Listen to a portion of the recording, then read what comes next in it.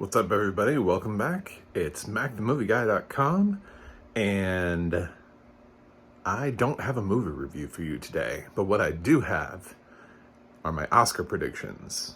Since every other YouTube channel is doing it, I've been following the Oscars since I was a little child. So, yeah, I still do, and I've seen most of the Oscar nominees.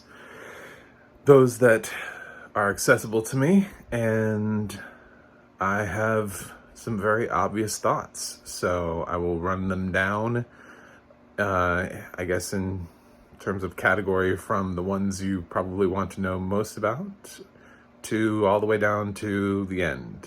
I don't want to besmirch those categories, so we'll just say the end of the the categories.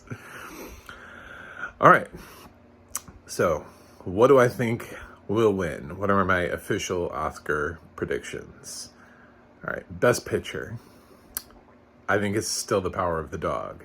I know this is like a great debate raging online right now because Coda won the PGA award, and that is usually seen as a major precursor for the Oscars. However, the big thing about the Oscars and Best Picture is a lot of times you can look at the amount of nominations a film gets as being how much wide support a film has. And Coda has no, what they would call below the line nominations. The farthest it goes is Best Adapted Screenplay. It was only nominated for 3 Academy Awards: Best Picture, Best Supporting Actor, and Best Adapted Screenplay. It has no tech categories. No cinematography, no editing, no production design, no score, nothing like that. So it would need a ton of support from categories that didn't think it was good enough to be nominated to win Best Picture. Is it possible? Sure. Actually, I would say Coda. If any film is going to upset the Power of the Dog, it is Coda right now. Coda is best positioned. It peaked at just the right time. But I still think we're going to have this very artsy film. We've been having a trend of films that are not necessarily beloved by general moviegoers winning Best Picture. They're all critical darlings, but when you look at films like Nomadland and The Shape of Water and Moonlight, these are films that didn't reach a wide audience, a mass audience. They reached a very specific audience. I'm not saying they're bad films. I'm just saying they didn't go for the crowd pleaser in those cases. They didn't go for the film that made the most money at the box office. You know, that's the reason why Black Panther is not a Best Picture winner. It's the reason why Dune will not win this year. Dune also won't win this year because part 1 of a franchise doesn't win. Lord of the Rings, The Fellowship of the Ring did not win Best Picture. It was Lord of the Rings, Return of the King. So if Dune is going to win, it's going to win with its second part, not its first. If there is Oscar glory in Dune's future, which, who knows, with the snub for Denis Villeneuve, whether or not they will bring Dune back around in the second half. So I think Dune, because of all of the love it does have in the other categories, has maybe like a tiny fraction of a chance. Like, I wouldn't just, my jaw would not be hanging open if Dune ended up winning. My jaw also would not be hanging open if Belfast ended up winning, or West Side Story. But it would be slightly, those 3 would be slightly. Every other film I would die. I don't think the rest of the films have, I believe, like 0 chance of winning. King Richard, Don't Look Up, Licorice Pizza, Drive My Car, Nightmare Alley. You know, it's thank you for existing and participating in this year's awards, but this is not your year. It's The Power of the Dog, I believe, will win. If not, I guess Coda. Anyway, Best Director. There is no backup for this. I don't know how Jane Campion won't win this. She's won every precursor award. There isn't really even a strong second place finisher. there would be a really solid debate about who would be in second place. Actually, it would be a better debate if I got a bunch of Oscar predictors in the room and we were like, okay, so who got the second most votes? Everybody would be like, oh, I don't know. You know, like, that's the better question. Not who got the first place votes, but who got the most, who was in second. Because Jane Campion is seen as so far and away of being the odds-on favorite to win. Over at Gold Derby, this is one of my super bets because it's just so obvious that it's Jane Campion. Not only are we trying to give more praise to female directors, but she's been around for a little while, plus her film's about to win Best Picture. And her film got a ton of nominations. I don't see, if we were talking about who's in second place and I was making that guess, I would say Kenneth Branagh from Belfast, simply because of the personal nature of the film and the fact that he did direct a really good film. The other possibility for second place would be Paul Thomas Anderson for Licorice Pizza, depending on how many people believe that he should win an Oscar for Licorice Pizza. You know, you do get those people who go, it's his time. It's time for us to give him an Oscar, whether it's the film that he should be winning for or not. Really, we should be going back in time and giving Paul Thomas Anderson an Oscar for something else. But I digress. Moving forward, Best Actor. This is going to be Will Smith. I think the only one here who could possibly upset is Benedict Cumberbatch, but I think that's a really low possibility. I don't think this is a close race.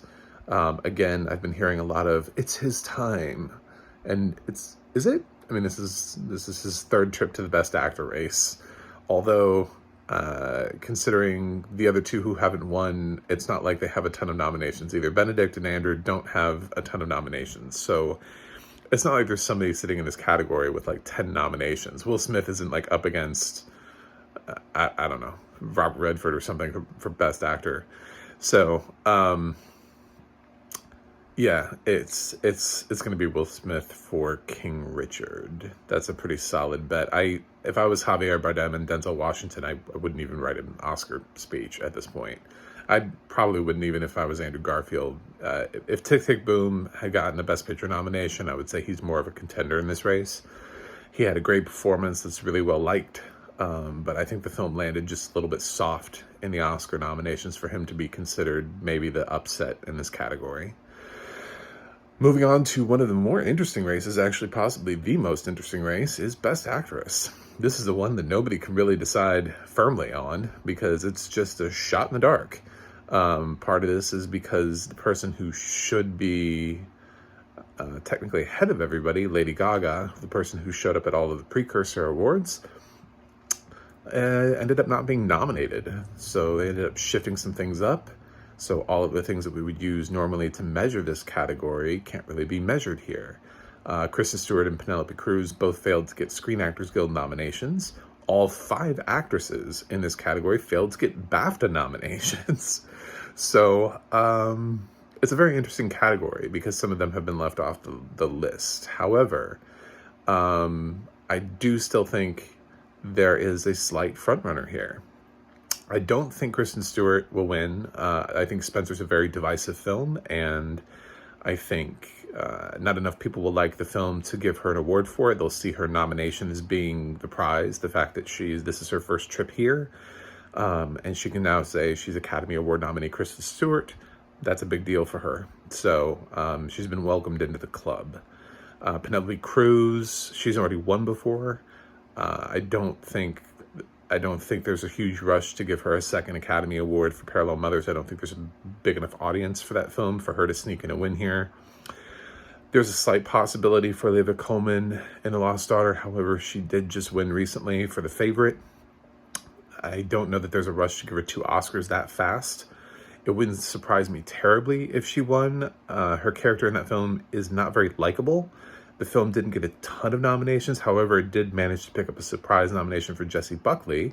So maybe there's a little bit more support for The Lost Daughter than I initially thought, but I still don't think she'll win. I think the strongest maybe upset here is Nicole Kidman for Being the Ricardos. It's been years since she's won, and she has more nominations. She hasn't won since The Hours, so I could see maybe the narrative following in her direction. She's playing Lucille Ball. I think it's a bit of a stretch. I think this is Jessica Chastain for The Eyes of Tammy Faye. I think she dominates that movie.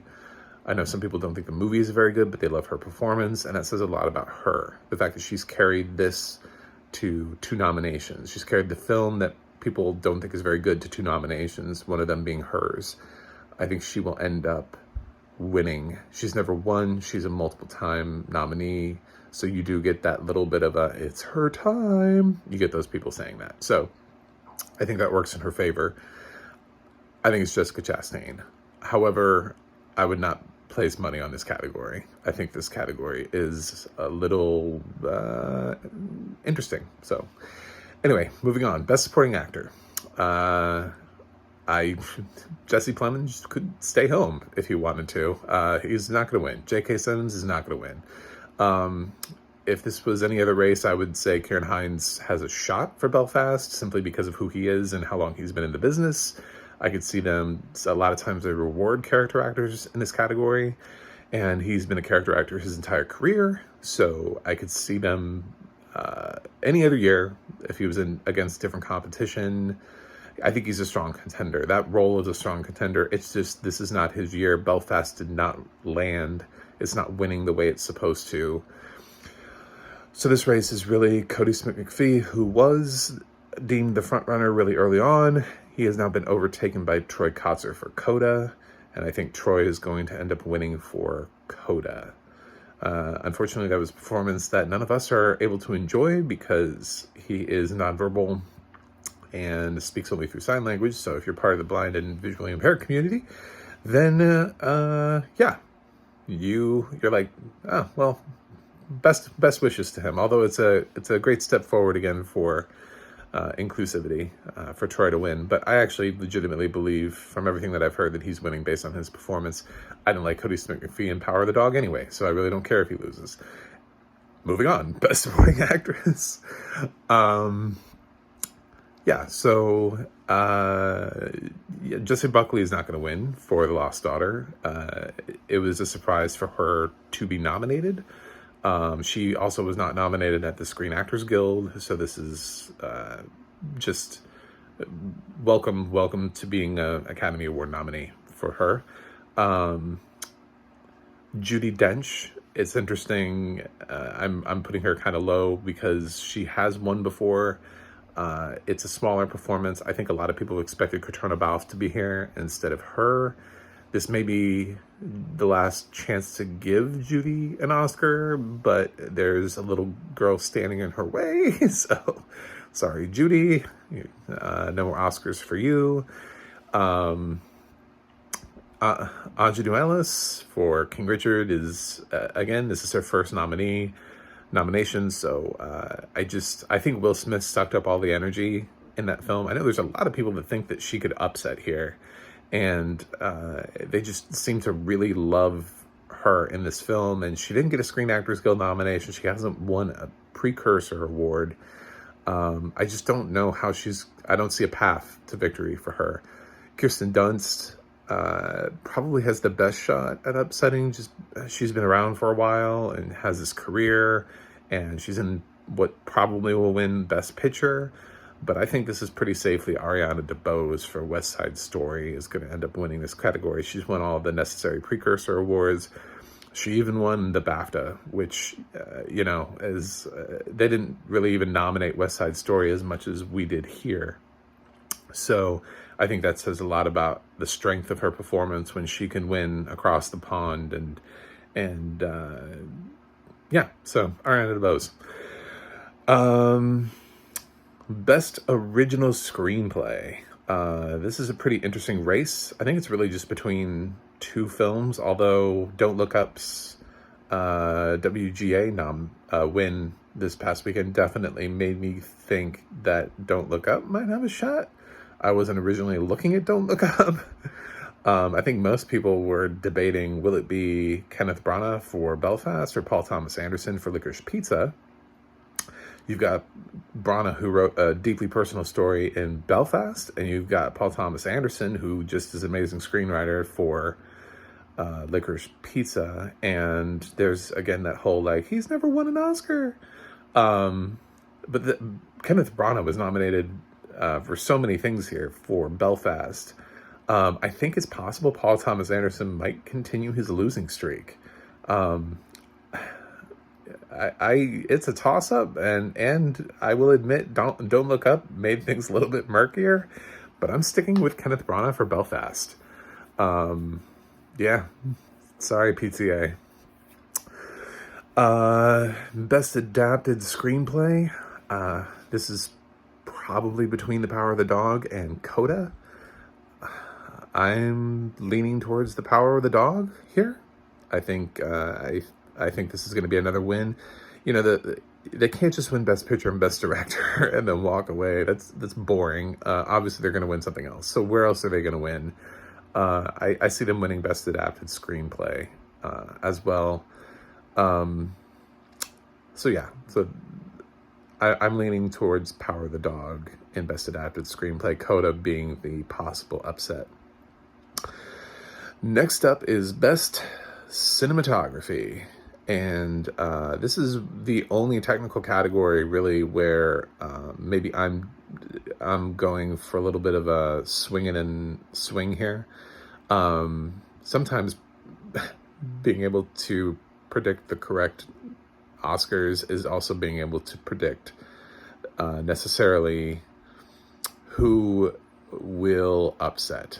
And I think a lot of people expect this to go to Dune, but I'm actually going to predict Power of the Dog.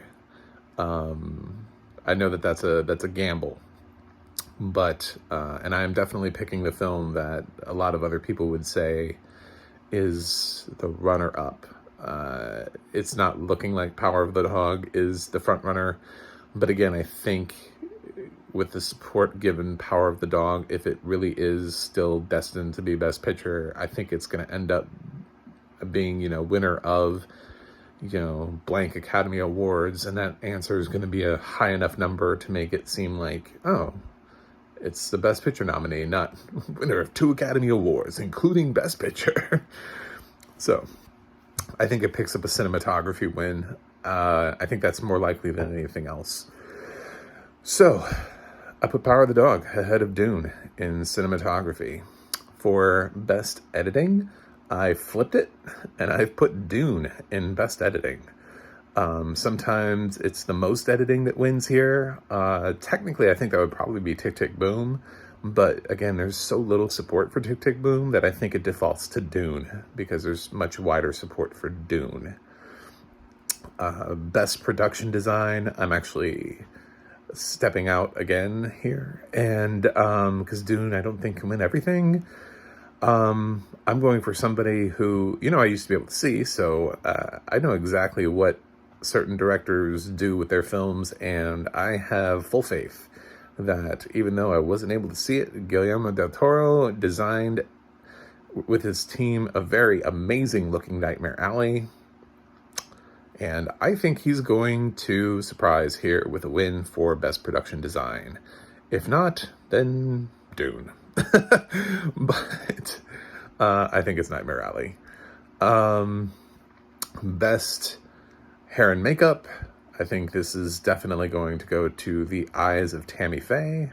I don't know what else it would go to at this point in the game.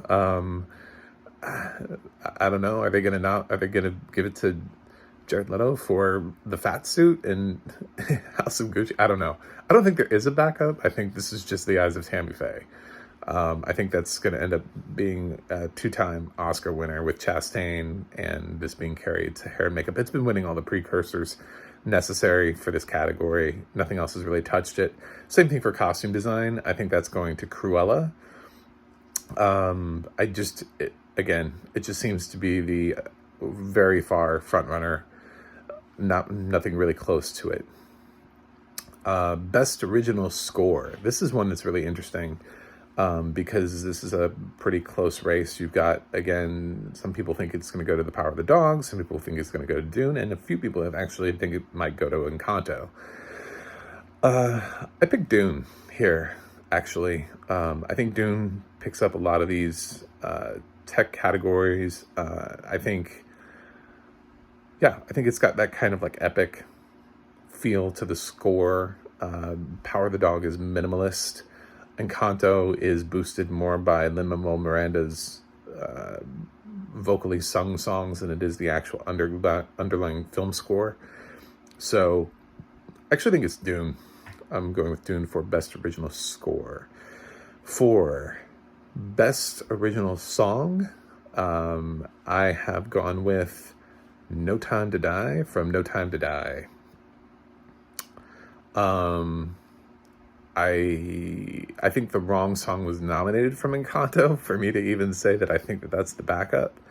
I think if maybe anything surprised here, it could actually be Don't Look Up from Don't Look Up.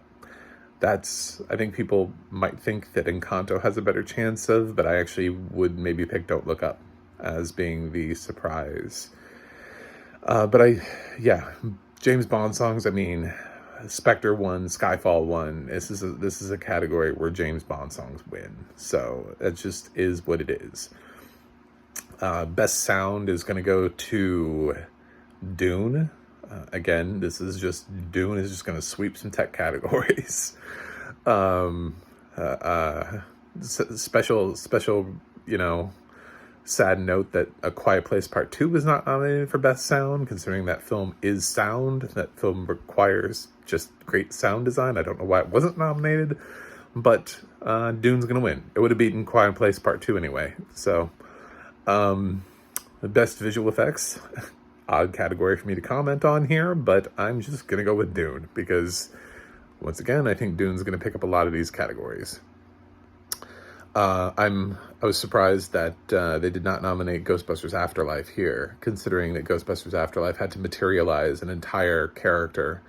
That was a little surprising for me, but Dune is going to win here. And Best Documentary Feature. This is one that is hotly contested. The documentary branch doesn't typically do what they're supposed to do, what people think they're supposed to do. Very typically, they end up picking off the beaten path documentaries. They pick something that's not necessarily the odds-on favorite or the film that everybody loved, like crowd-pleasing type movies, and they'll pick something that people are just like, what is that? I haven't even seen that. Was that in theater? It's like, and this is a very interesting category. I've actually seen 4 of the 5 nominees. I have not seen Riding with Fire. And maybe that is also changing the way I see things. I love Summer of Soul. I would give it an A. I have not done a video review of Summer of Soul, but I did do a review on my site of Summer of Soul, and I did give it an A. So you can check that out if you want. So I do think it's like a perfect documentary, but there's another film I give an A to, and that was Attica.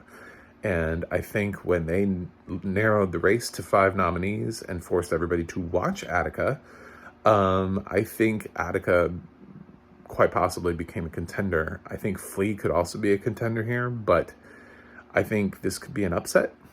I think Attica could end up beating Summer of Soul. So I'm going to pick the upset here, and I'm going to pick Attica over Summer of Soul. Best International Feature. This is Drive My Car. It's any other year, this would be a really interesting category. This was so close to being an actual like race, an actually interesting category, but this is Drive My Car. Anytime a film that's nominated in an international feature, or formerly called Best Foreign Language Feature, ends up breaking into the Best Picture race, it wins international. So, and that's happened with Drive My Car. Drive My Car has a Best Picture and a Best Director nomination. There's no way it's not winning. However, had it not managed a Best Picture nomination, we would be having a better conversation about the fact that Worst Person in the World also managed a screenplay nomination. Flea is nominated for animated feature and documentary. So there are 3 films here that are nominated outside their category, which is great. It's great for international films. And we had a really strong year, but unfortunately Drive My Car is the one with the best picture, so this is a pretty easy category to predict. Best animated feature, this is one where I lose sleep over at night, is the question of can Encanto win this category? Are we predicting Encanto too hard? Are we not seeing something? Because with Encanto, the thing is, it's just the animated branch of the Oscars, and Disney picked up 3 nominations in this category. One of them is also a Pixar.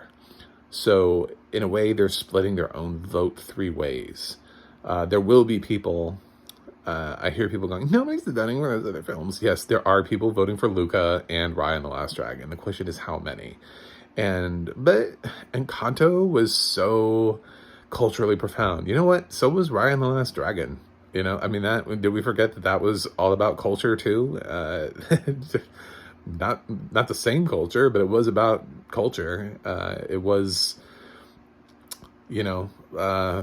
progressive at the time that it came out. Everybody was like, ooh, look at this. We just seem to forget about something in just a couple of months when the new shiny thing comes out. So I think there will be Raya fans. I think there will be Luca fans, because it is the only Pixar film on the table. That being said, I think there will also be people who don't vote for Disney films. And they have 2 nominees to choose from. They have Flea, which is a documentary. It's not your traditional film that would win, but it could attract some people voting for it. And then you also have the critical darling, the Mitchells versus the Machines. I'm still picking Encanto here, but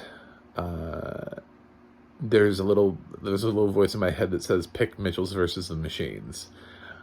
So yeah, I'm still sticking with Encanto, but I don't know if I'm going to regret that. Something about Disney picking up 3 nominations in this category, maybe splitting the vote 3 ways, makes me think Mitchells versus the Machines might sneak out the win here. As far as the short categories, for animated feature, I picked The Windshield Wiper. For live action short, I can't even remember what I picked. I think the dress. I haven't seen any of them, so it's not even an informed decision. I just picked a title. I picked a title. Honestly, I was like, that sounds like a film that'll win best live action short. I've seen no nominees in that category, so don't even, I know nothing. A lot of people know nothing about these short categories unless they've actually seen the films. We're just guessing. I have, however, seen 2 of the best documentary shorts. I've seen Audible and I have seen Lead Me Home. And I know what some of the other ones are about. I could totally see Queen of Basketball winning this, but I also can see Audible winning this. And Lead Me Home is actually very timely. So the 3 songs for Benazir, that's also very timely. It's about Afghanistan. So I mean, these are all really strong docs. I think I have Audible winning right now, but I would not, none of them would surprise me at this point. I thought Lead Me Home was terrific. Actually, if it was me voting, I would vote for Lead Me Home over Audible. But there's just something about Audible that just makes me think that it will end up winning. So that is the Oscar race. I think I got all those categories in. If I forgot a category, I'm sorry, I did that all by memory. So, yeah, those are my predictions. So you can use them in your Oscar pool if you want. You can see this video will be posted, so we'll see how right I am whenever, after Sunday. So anyway, thank you for joining me for my long Oscar video. I tried to speak as fast as possible to get through this, so it wasn't an hour long. A lot of these are always an hour long. And Don't forget to check out macthemovieguy.com for more from me, including my movie reviews. If you like this, you can like the video and subscribe to my channel, and be around for when I review more movies. All right. Thank you for staying here for the Oscar race. You can throw your predictions down in the comments, and we'll see if you're right and I'm wrong. I don't know. Challenge me on a category. If you think I'm wrong in a category, tell me about it. Anyway, thanks for being here for this video.